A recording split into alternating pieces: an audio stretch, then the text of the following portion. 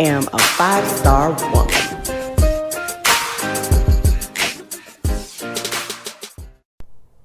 Hey everybody, I hope you had a fantastic Thanksgiving holiday with family and loved ones.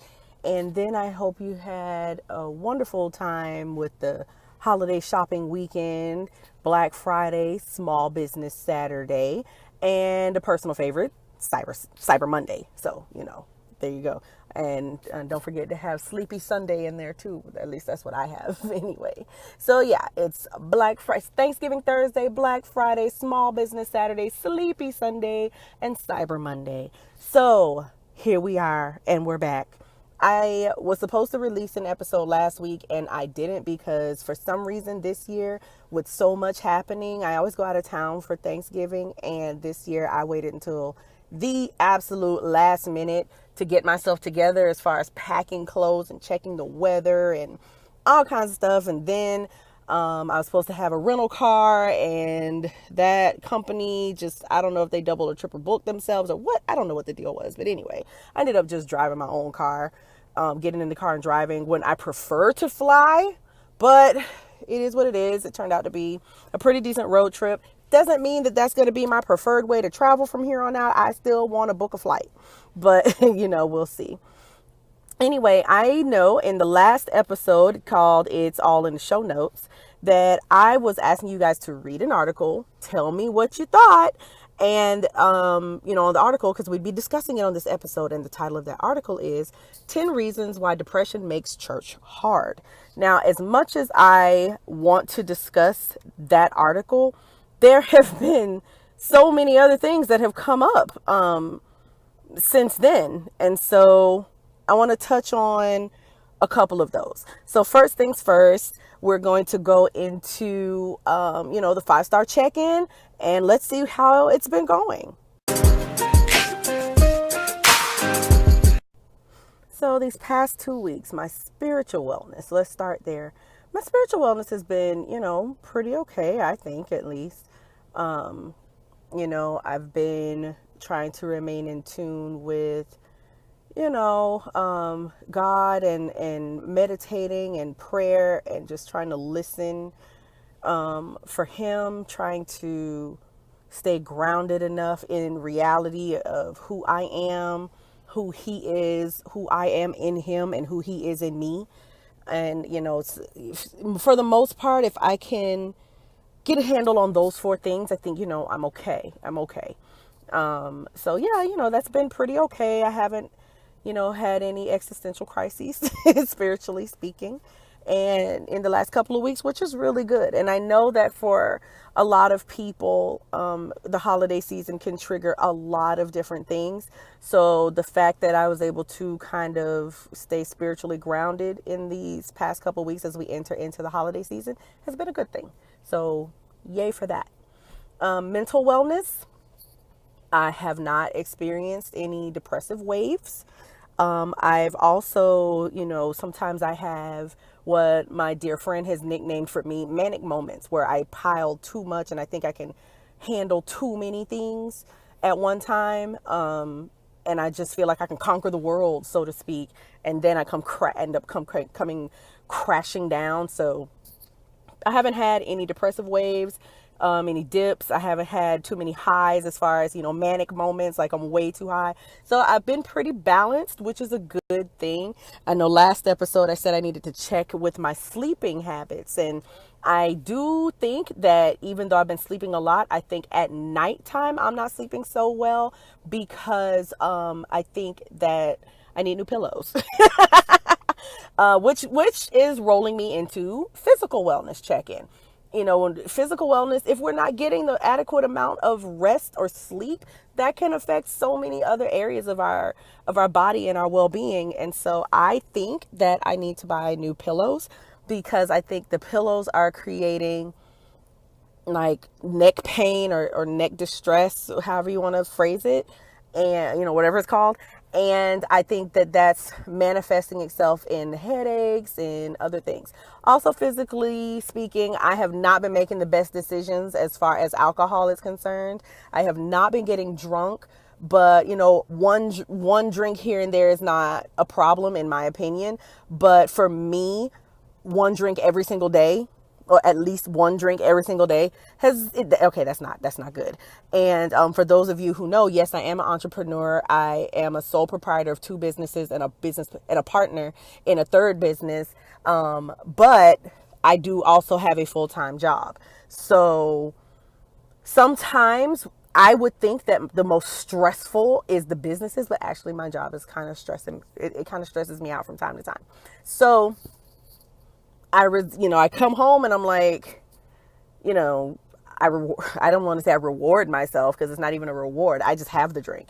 And that's not good either. That's not good at all, because now I'm replacing water with alcohol, which is, that's a whole episode in itself about drinking water. So I've got to get back on that. I need to do a detox, and I need to, get myself back together, because it's starting to show up in my sleep or my lack thereof, or getting too much. And, it's just not a good thing. So I may need new pillows to help me rest at night, but during the daytime, I need to get back on drinking water. It was at one point I was drinking maybe like almost a gallon of water a day, and now I'm just not doing that. So that's the physical wellness. Emotional wellness, I haven't really had a whole lot going on emotionally speaking, which I think is not a horrible thing, not a good thing, not a bad thing. It's just, it's just there. But I just, like with mental wellness, I haven't had a whole lot of ups and downs, backs and forths, dips and turns, and I've kind of been stable. I've kind of been stable. So, that's pretty okay for me, at least. And then financial wellness. Well, I told you guys, financial wellness is kind of where I spend a lot of time, making sure that everything's okay, making sure my credit's on par, making sure I'm okay with bills and such. And so, and one of the things I'm going to do is, I do have on my blog, on my website, jamilawellness.org, and I'll put that in the show notes, an article about, what I did to get myself out of credit card debt. So I had about $6,000 worth of credit card debt, and I was able to get out of that credit card debt. It took a little while for me to get motivated and focused, but once I got focused and motivated, I was able to knock it out by making, some decisions. And so I'll put that in the show notes, but also, I was able to put something in place that I can maintain that credit score for a while, which is to watch my credit card utilization. And I knew the holidays were coming up. I knew that I would want to do some things, but I knew that that would also put a jeopardy of me getting really close to that 30%. Anything lower than 30% credit card utilization is good. And I knew that I would be tap dancing with that 30%. So I went and opened myself another credit card, but that particular credit card is 0% APR. For any charges made through December 31st of this year, of 2018. And as long as it's paid off anywhere throughout 2019, then it's still 0%. So I'm paying no interest on any charge. But what I did was I made sure that I knew how I was going to cover that charge, any charges made. So I knew what income, on the side that I would get within maybe like the first 8 or 9 months of 2019. And I knew what that was. So I took a portion of what that was, not even the whole thing. So let me just throw out some numbers. Let's say I know that I'm going to make $1,000 in doing a certain thing, that I'm going to receive $1,000 from that. Anywhere between maybe like March and August of 2019, anywhere in there, March through August, I know that I'm going to get $1,000. So what I did was I said, okay, then I'm not going to charge up any more than $700. Because I already know how that's getting paid. So I'm not going to be paying any interest, and I can do what I need to do for this holiday season, and I won't be jeopardizing my credit score or my credit card utilization rate during that time. And then after it's all said and done, I'll still have a really, really good credit score. So I won't be undoing any of the hard work that I just did, which, makes me feel pretty good, making good credit card decisions. So there was that. There's financial wellness. So that's my 5-star check-in. If anybody ever wants to, have themselves shouted out with doing something in the 5-star check-in, or you want to have something checked in the 5-star check-in, like you think you may have a mental wellness type situation, then, let me know. And, you can email me. You can find me on Instagram, Facebook, Twitter. You can find all of those things. Where? Of course, in the show notes. So, check it out.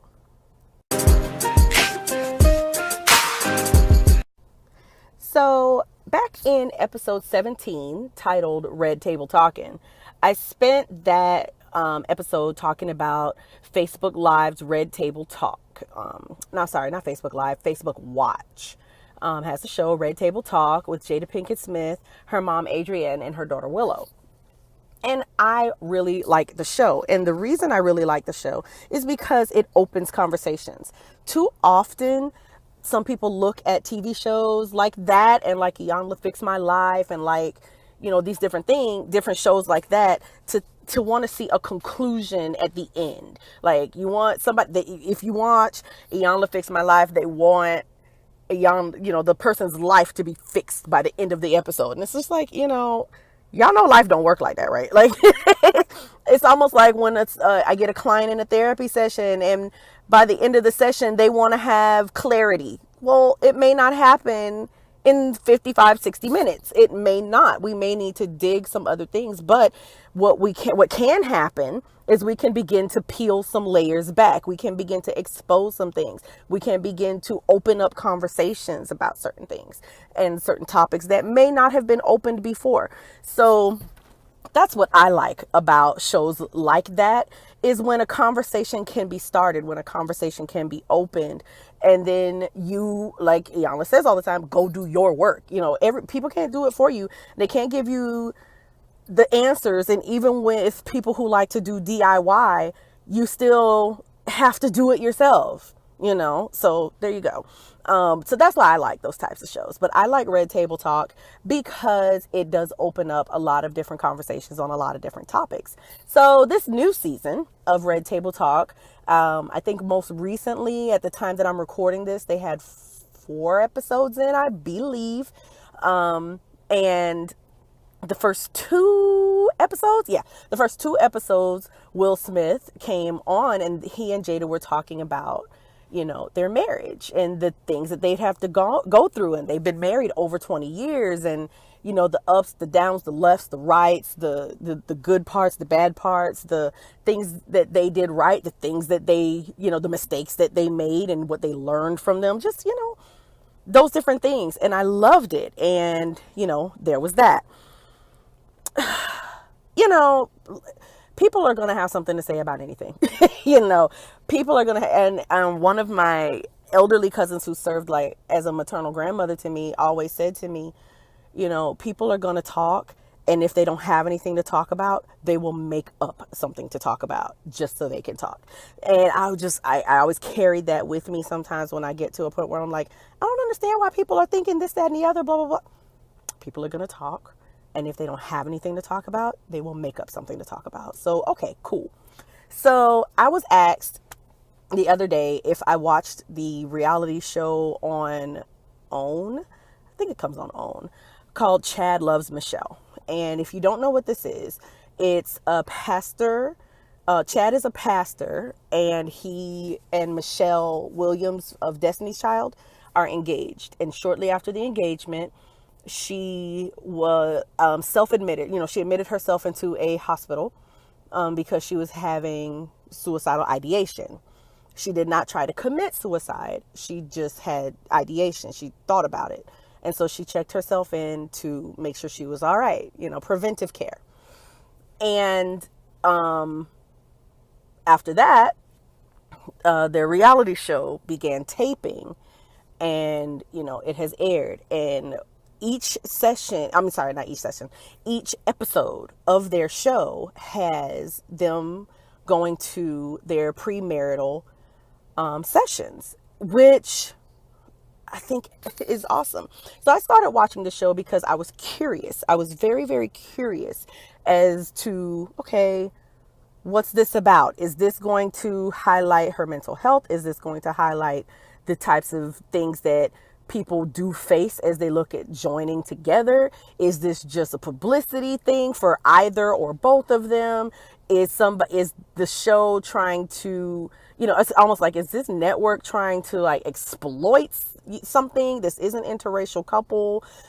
I was just really curious. What angle was this? Like, what was happening here? What was the desired result of having a reality show so soon in such a delicate time as,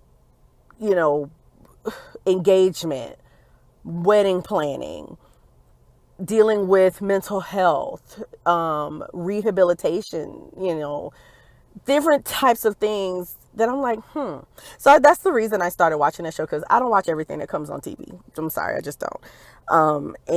But I was intrigued when I saw the commercials for this show. So as I'm watching it and I'm seeing things, I found it very interesting how quickly people watching were willing to say, call it quits. Nope, that's not perfection, so you can't have it. And it was very interesting to me that even after the first episode, people were like, I don't know. Well, here's the truth. It's not for you to know. And honestly, nobody cares about your opinion in a way.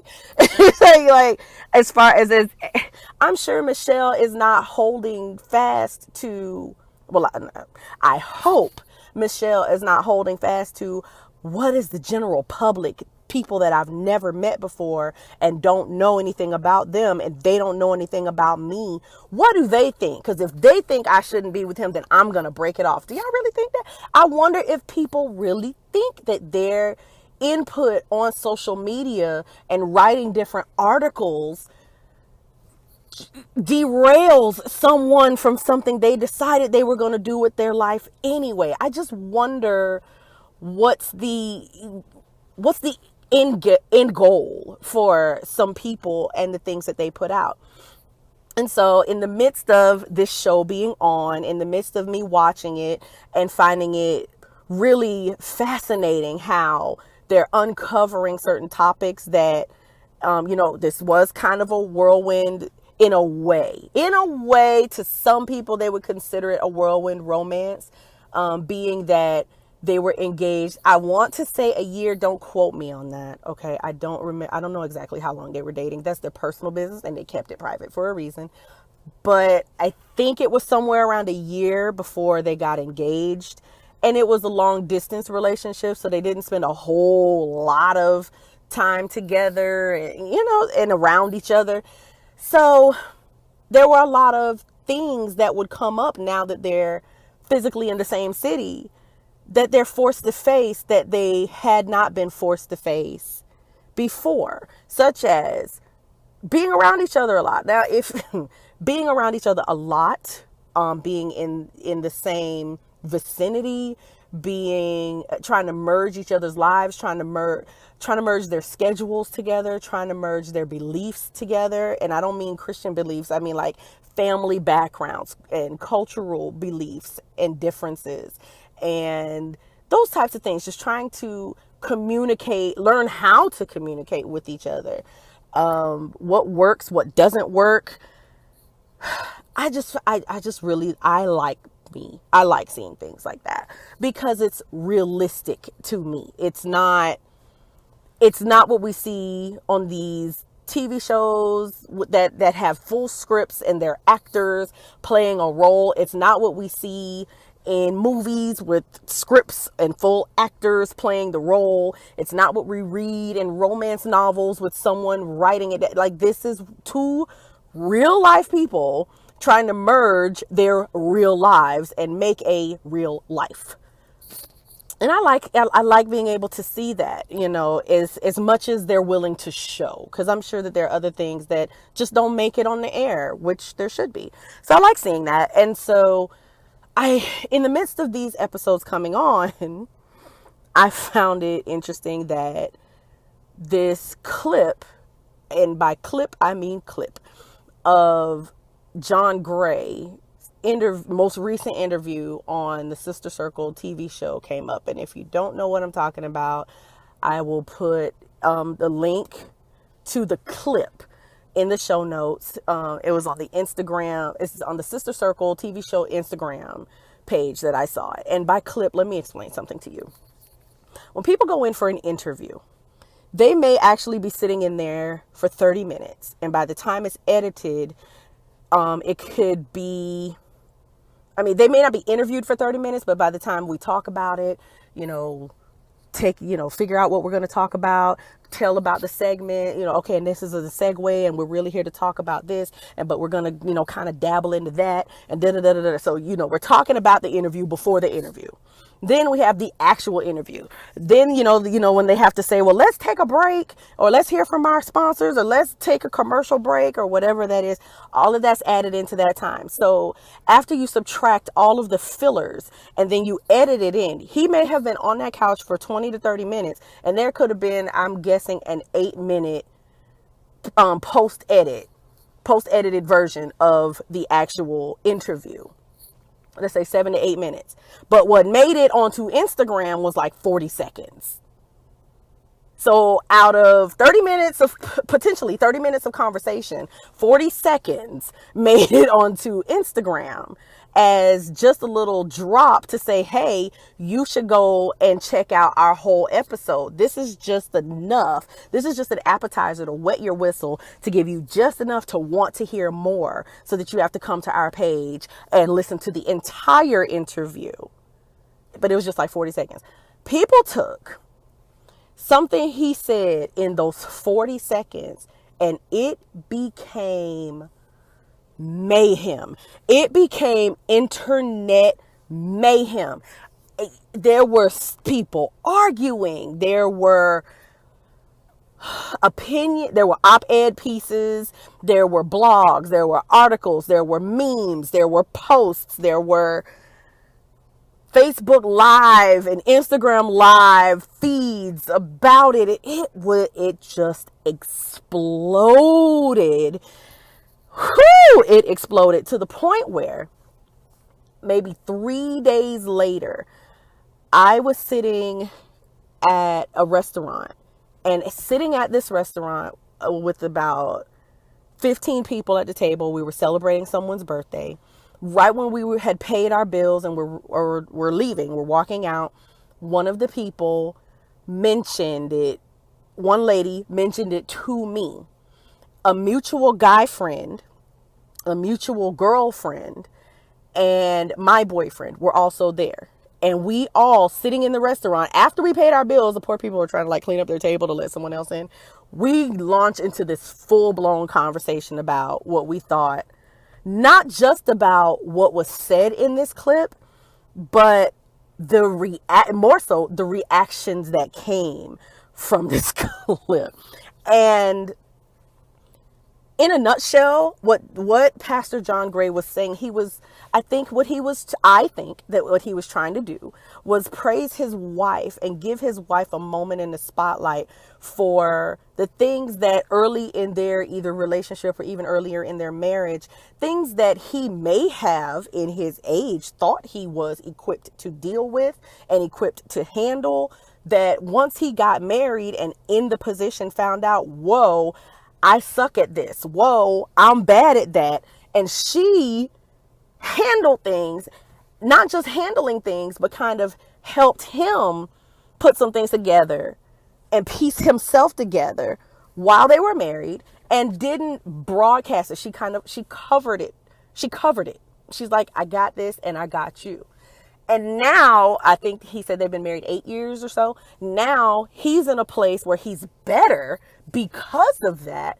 And he's not only saying, I want to thank my wife, he's saying, I owe her because of that. And I think that's what he was trying to say. Now, he may not have been the most articulate. He may not have used the greatest verbiage in trying to portray that. But I do believe that's what his intention was. And there are times when sometimes we have to see the intention for what it is instead of paying attention to the outcome. Sometimes what was intended was not what led to the outcome. And I think his intentions were pure. I think his intentions were to praise his wife. Now, I think that in true church fashion, he had an amen corner. There were two women that were interviewing him, and one of them, the man could barely get the word out of his mouth, and she was, oh my God, that's how, yes, say that again. And, he had his amen corner. And in true church fashion, I think the preacher in him, or the pastor in him, got stirred up. And so he just kept talking, and because, oh yes, what I'm saying sounds so good. And I think he stopped paying attention to what he was saying. That's all of this is naturally Cinnamon's opinion.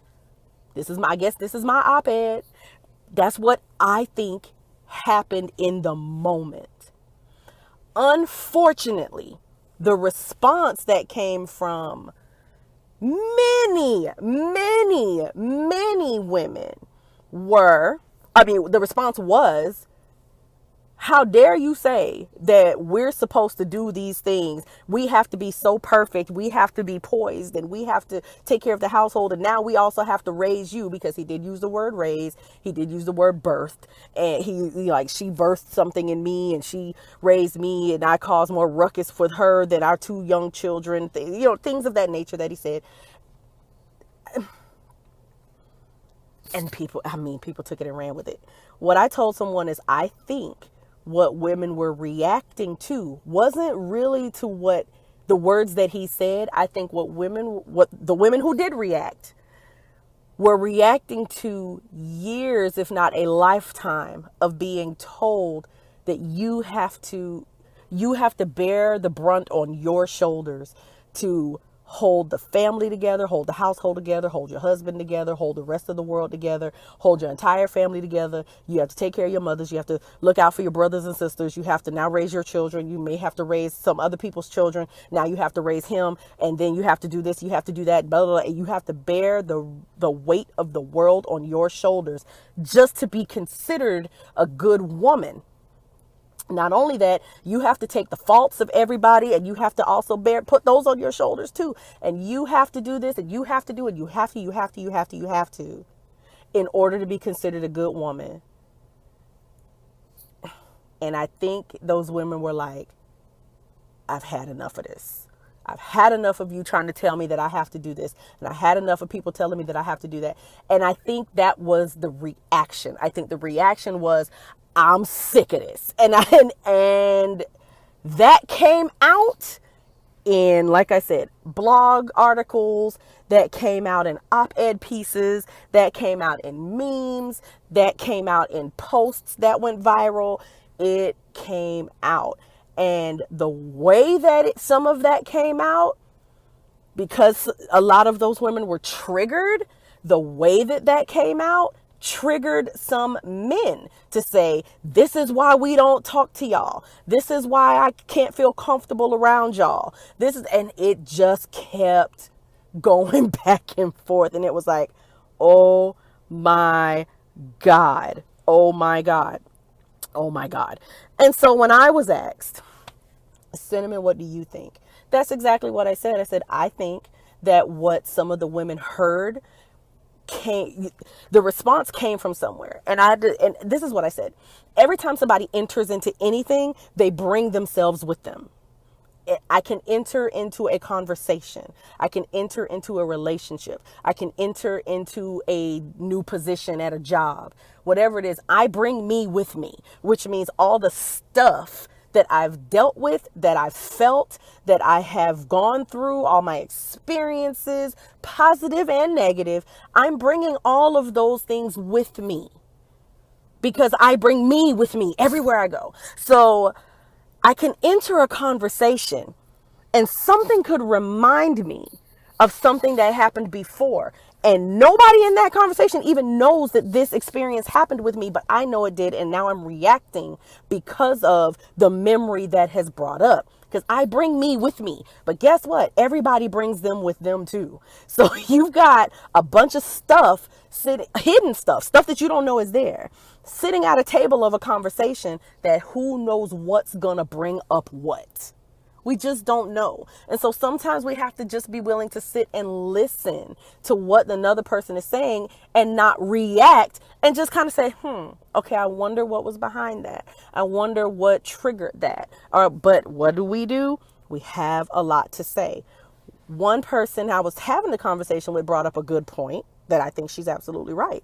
A lot of times people who have to have something to say at some point in their lives felt unheard somewhere at something important in their life. They felt like they weren't heard or that they didn't have a voice, and they're struggling, definitely trying to have a voice. And I agree with that. But again, that means they brought that with them into the conversation, that I need to be able to say something because I need to have a voice. They brought that with them into the conversation. We bring stuff with us into the conversation. And so I made sure to tell them the person that's answering this and the person that's being part of this conversation is 2018 Cinnamon.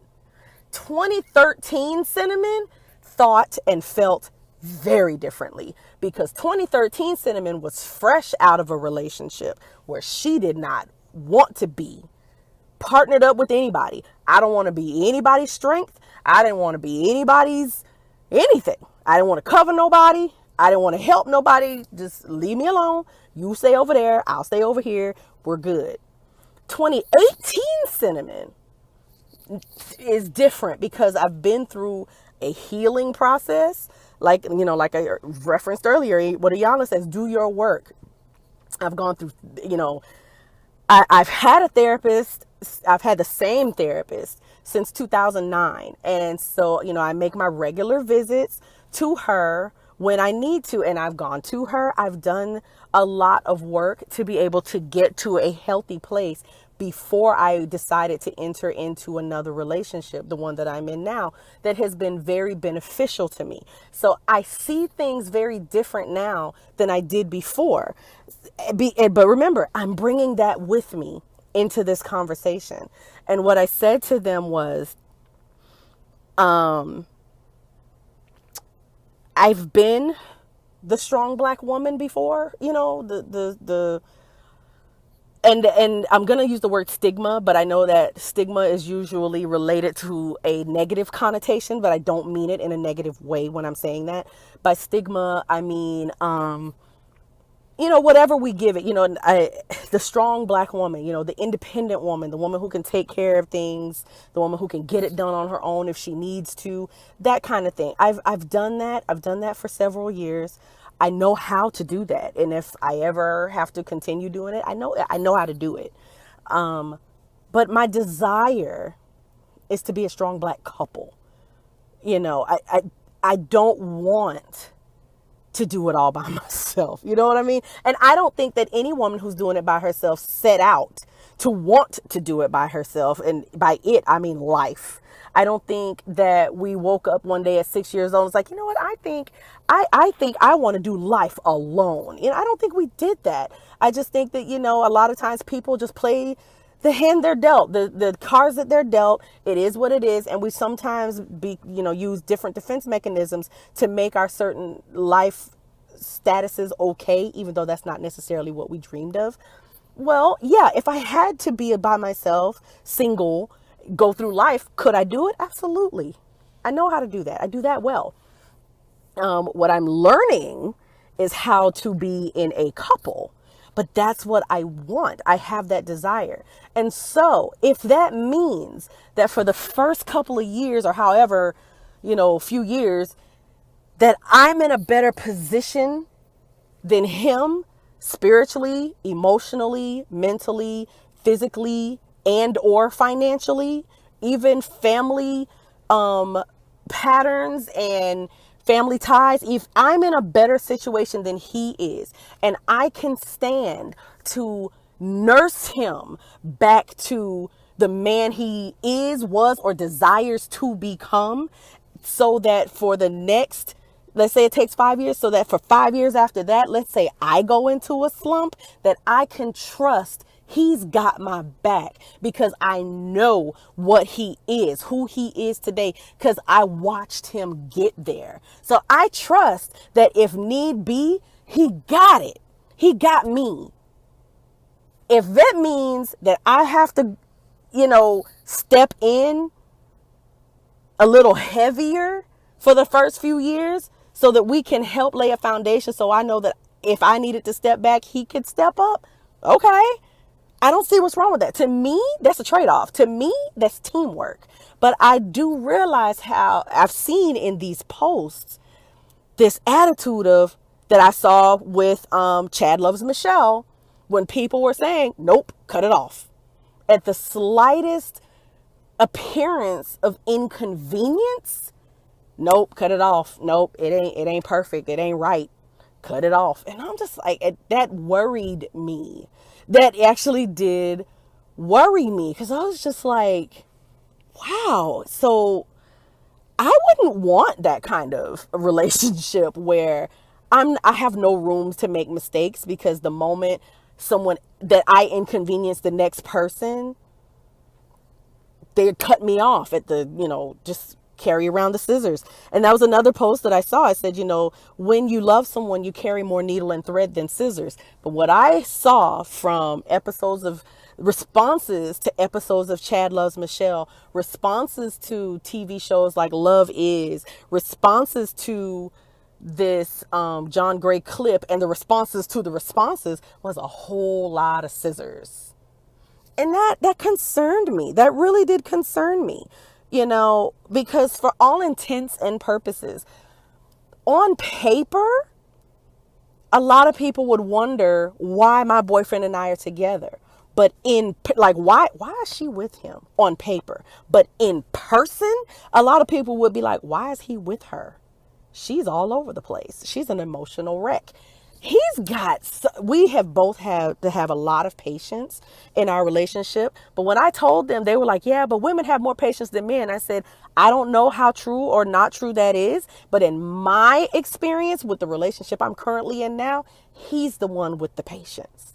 He's had more, and I have had patience because I've surprised myself, but he has had way more patience than me with my stuff. My emotional stuff. I brought me into this relationship and he brought him into this relationship. And we've had to sift through a lot of stuff that we brought with us. We've had to sift through it. I would like to know that this time that we're putting in sifting means that at one point, if I have a bad depression spell a few years from now, that I know I can just lean on him. Because he got me. And the reason I know that he got me is because we went through some stuff together. I've taught him what this means when I do this and when I have that, and when I went to therapy, this is what we talked about, XYZ, blah, blah, blah. So that I know he knows this. Rather than get out the scissors, cut it off, and I'm by myself again. Or get out the scissors, cut it off, and he's by himself again. And that's not our goal. That's not our goal. Our goal is to do life together. That's our goal. Until he or I decide to change the goal, that's our goal. So I just found it really interesting about that. But at the same time, I have no judgment to a lot of the responses that people were given, because one of the things that was said by the therapist in an episode of Chad Loves Michelle is that people respond from more than that moment. So whatever happens in that moment, people's response, it has more to it than just what happened in that moment. And that's what I'm saying. You bring you and your stuff into whatever it is that you're having. So whatever moment it is, you're bringing something else that happened before. You're bringing a memory, a trigger, an emotion, a feeling, a thought, something into that moment. And you're reacting or responding from all the stuff that you brought with you into that moment, and not only just that moment. So yeah, it was a lot to think about, a lot to process. Wonderful conversations did come out through that. But I do think that the conversation needs to continue. It does need to happen. Hopefully it can happen in an understanding setting, and a setting where, people are willing to listen to each other and understand that, okay, even though you're coming from a different point of view than me, that doesn't make either of us, one of us more right or wrong than the other person. Our viewpoints are different. And my boyfriend and I shared a lot of the same viewpoints as far as this, topic is concerned, but the way we express it is very different. He'll use certain verbiage. I may use certain verbiage, and he's more street smart than I am, so he'll use certain slang that's like, what? I don't understand what you're saying, but somebody else will completely understand what he's saying. He and I are saying the same thing. We're just saying it differently because that's who we brought to the moment. So yeah, I encourage people to have more conversations. Have conversations about things that you're willing to have conversations about. Don't let people corner you into things just because they think that you need to have the conversation. If you're not ready, if you feel like you can't handle something, depending on what that conversation is. For example, going back to Red Table Talk, there was an episode where I was triggered. The episode was about racism amongst Black and white women. And there were some things said that brought up some stuff for me that I thought didn't mean anything. Experiences that I thought were meaningless to me. Things that happened in my childhood between myself and another Caucasian young girl in my class about skin color and things of that nature that I thought was just, I had told the story before and I thought it was just a thing, but I never realized how that shaped my interaction with Caucasian women as an adult. And I really needed to process that. And I'm like, wow, I didn't even know that maybe I was giving off vibes that I don't want to be around you. I didn't know I was doing that. And I don't know for sure that that's what Caucasian women see when they look at me, but I know for myself, because I did some processing, that that's a real possibility that I may have been doing that and didn't even know it. So, it's not that I don't like them. I just don't have the positive experiences. I don't shun them.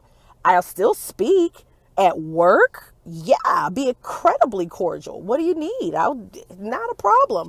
But I'm probably not inviting you to my wedding or my birthday party or anything. You know what I mean? Like, it's like there's a wall that I did not know was there. And now that I know that it's there, I need to process that. I really need to do something about that. But I'm not ready to have a full-on conversation yet about it. Not quite there. So maybe, because I understand whoever I talk to is bringing themselves to that moment, just like I'm bringing myself to the moment. And there may be things that come up that I didn't know were there, and I may not be ready to deal with it in that moment. So I know I just said a whole lot right then, right? I did. I said a lot. But yeah, let's be patient with one another. Let's not be so quick to pull the scissors out on one another, be it in a loving relationship, be it in a friendship. Let's just learn how to breathe through some stuff. Let's learn how to, and the word for the day, I guess, is patience. Let's just be patient with one another, learn one another, listen to one another, and really hear one another. Does not mean you have to change the way you believe about all things. Just be willing to hear another person and put the scissors away. Just put the scissors away. That's all I got to say about that. I hope you enjoyed this episode of the I Am a 5-Star Woman podcast. Remember to leave a rating and or comment and visit the website at IamA5StarWoman.com.